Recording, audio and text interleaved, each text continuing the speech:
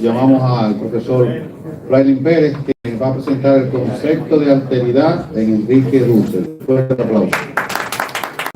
Decir que hablar del pensador, del filósofo Enrique Dussel es hablar de un cosmos.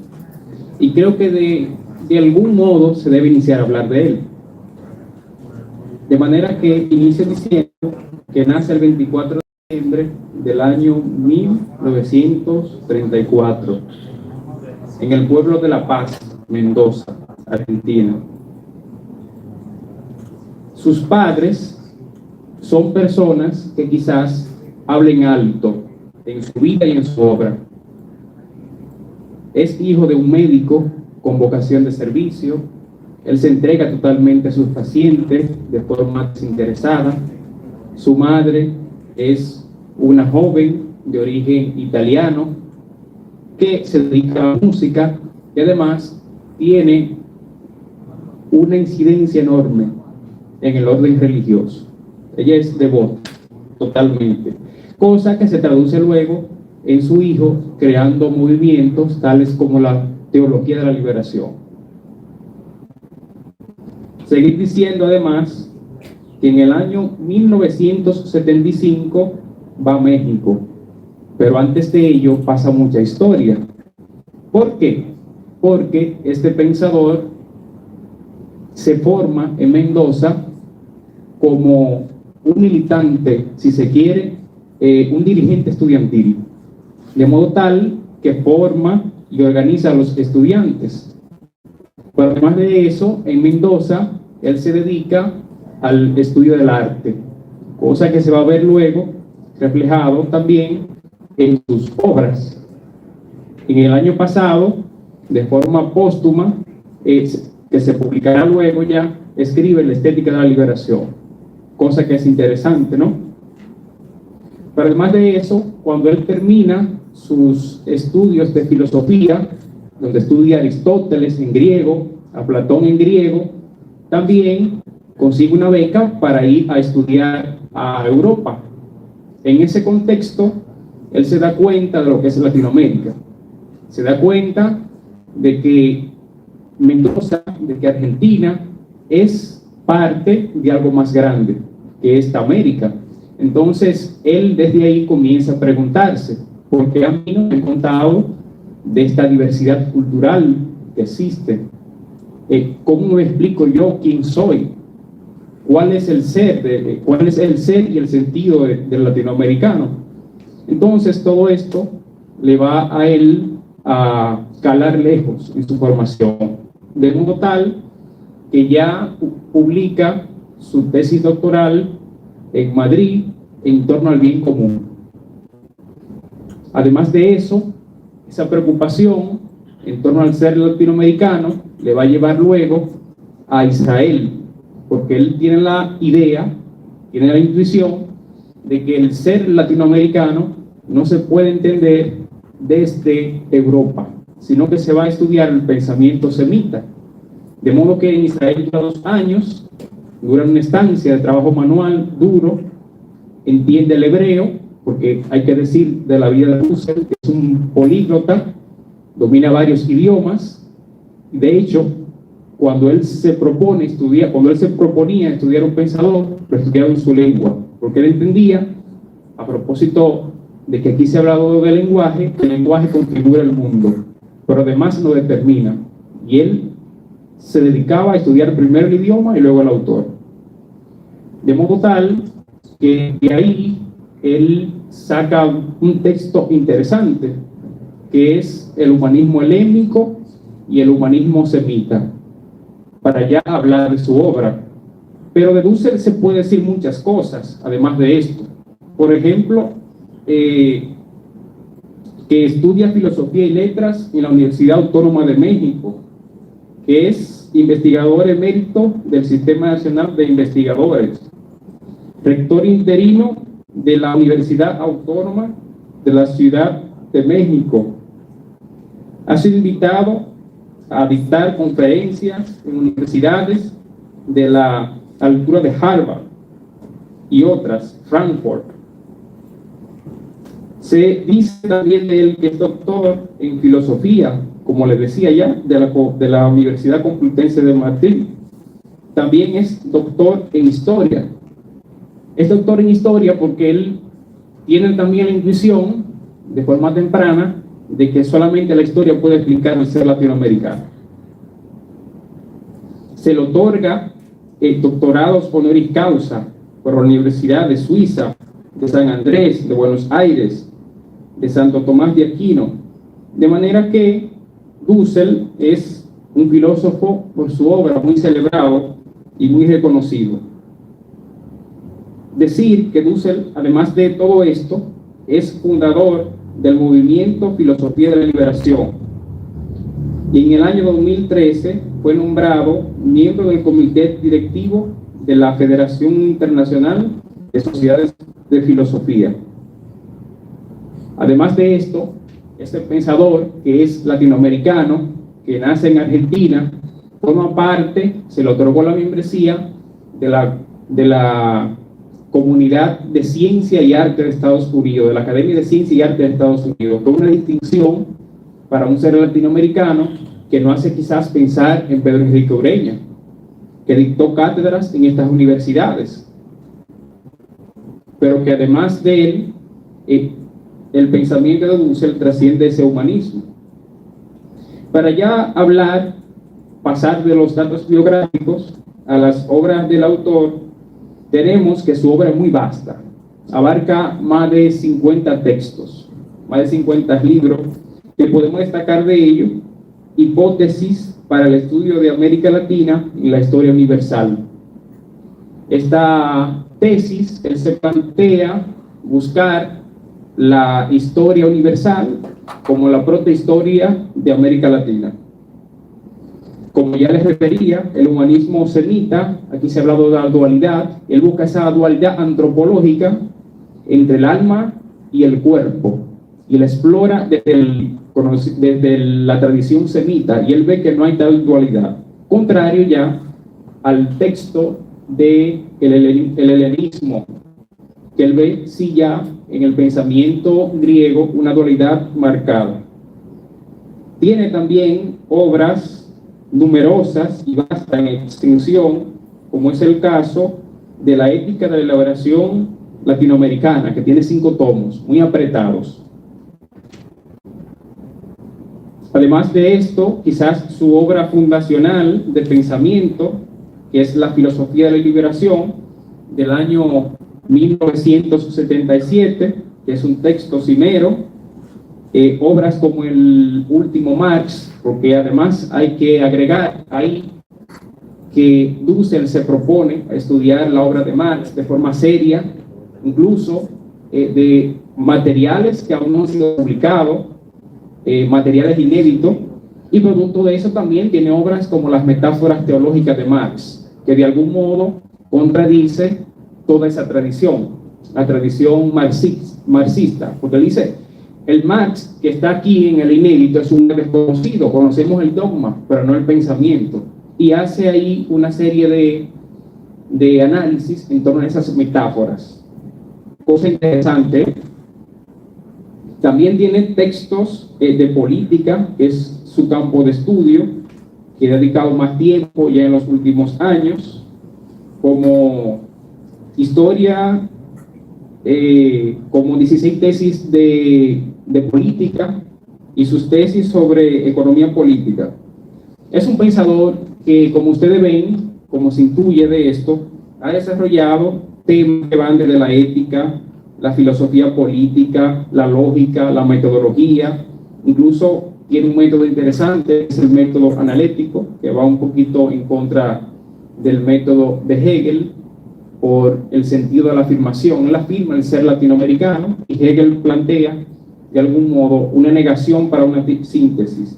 Tiene textos que aborda la ontología, como ya se dijo, la estética, la metafísica, con el sentido del ser latinoamericano, la fenomenología, tiene categorías también tendentes a la fenomenología, a la antropología filosófica, aborda la filosofía de la religión, porque es un teólogo además. Tiene temas de historia, historia de la filosofía, filosofía de la historia y teoría del conocimiento. En toda su obra también aborda el problema del colonialismo epistemológico. De manera que pues se puede afirmar quizás que Dussel es el único pensador latinoamericano o uno de los pensadores latinoamericanos que ha desarrollado un sistema.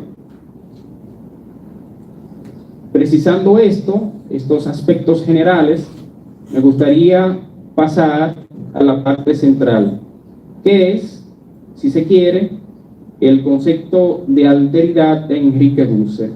Pero antes de hablar de ese concepto, es bueno clasificar el nivel de alteridad que se va a tratar, porque es un pensador que tiene más de 60 obras escritas, y eso implica que ese pensamiento vaya evolucionando y cobre otros matices.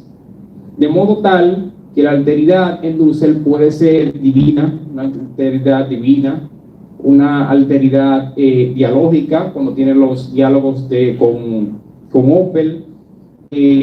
Esa alteridad adquiere categoría también en el ámbito antropológico, que es desde ahí que vamos a cimentar esto. Y además del ámbito antropológico, también toca cada ámbito de ello, ya sea la educación, la economía, la política, la filosofía, etc. Ya de forma aclarada, me gustaría destacar además que esta palabra, este concepto, esta categoría de alteridad viene del latín alter, en su sentido etimológico, el cual viene además del griego, que tiene una variedad de significado, que puede ser interpretado como otro, uno, dos, pero que en esencia los diccionarios de filosofía lo definen como el otro y sinónimo de él. Ejemplo de esto, el Terreter Mora. Aclarando esto, entonces afirmo: la alteridad en sentido general, como decía, refiere al otro. En Enrique Dussel, específicamente en los trabajos que corresponden a la etapa del surgimiento de la filosofía de la liberación, la etapa marxista, y en los trabajos de la 20 tesis de política, pensar esta categoría es poner la mirada en uno de los conceptos más importantes de la filosofía de la liberación. Esta permite construir un discurso a partir de los menos favorecidos de la tierra, constituyendo así la alteridad. Ese otro trasciende desde la inmanencia al sistema y adquiere atributo de nada, al ser anterior al mismo. La exterioridad no implica lo subjetivo, sino que apunta a la realidad concreta. El otro es considerado desde este punto de vista como un ser intramundano independiente de la conciencia. Cito: el rostro de la persona se revela como otro cuando se reporta en nuestro sistema de instrumentos como exterior. Termina la cita. Enrique Dussel. El rostro del oprimido del sistema no puede ser reducido a meras cavilaciones. Este habita y se muestra en una realidad concreta. La ontología se centra en el ser. Dussel se propone ir más allá de la ontología. El mundo circundante, el hombre está arrojado en una realidad irreductible del pensamiento. Este ir más allá es dar cuenta de la exterioridad que es explotado y que además se constituye en la nada del sistema. La realidad concreta es exterior al yo, o sea, no es la mismidad. La realidad material posibilita las relaciones fundamentales para el desarrollo del individuo en sociedad. En el plano material no solo están los objetos, ellos abren al otro por medio del lenguaje, como diría Levinas. El fenómeno de la exterioridad, que es también sinónimo de alteridad en Dussel y sinónimo de prójimo, es fundamental. La realidad concreta permite aprender que para la otredad la realidad no es siempre favorable. Para la gran mayoría el exterior no es deseable, es el escenario en que opera el opresor y el sujeto que apela por su liberación, el sistema.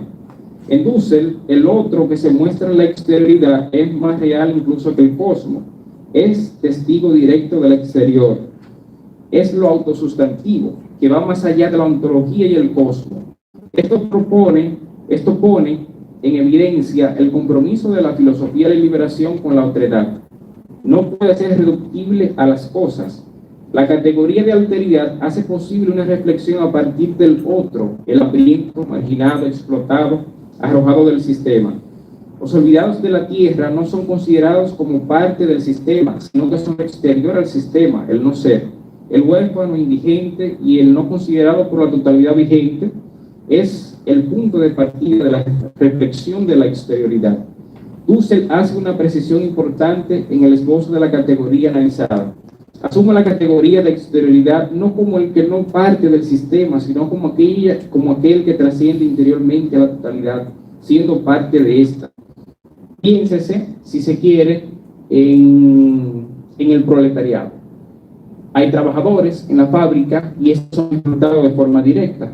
Pero ¿qué pasa? Y el mendigo, el huérfano y el enajenado mental también le afecta indirectamente al sistema. Entonces esa trascendencia en el interior mismo del sistema, eso apunta esta definición de Dussel. Lo importante de esta categoría es que busca afirmar la libertad y la dignidad de la alteridad. El otro, el pobre, en la extrema exterioridad del sistema, provoca justicia, dice Dussel.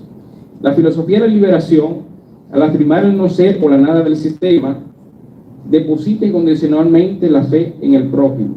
Este concepto constituye una apología en primera instancia del pueblo latinoamericano y luego de la periferia global sintetizada en la categoría del pueblo, coincidiendo en las cavilaciones, en las reflexiones al respecto del doctor Francisco Pérez Soriano, al considerar que es una categoría más rica incluso que la del proletariado, como les decía. El proletariado solo tiene las miras en lo que son el concepto, la categoría de proletariado solo tiene las miras en lo que son explotados directamente en las industrias.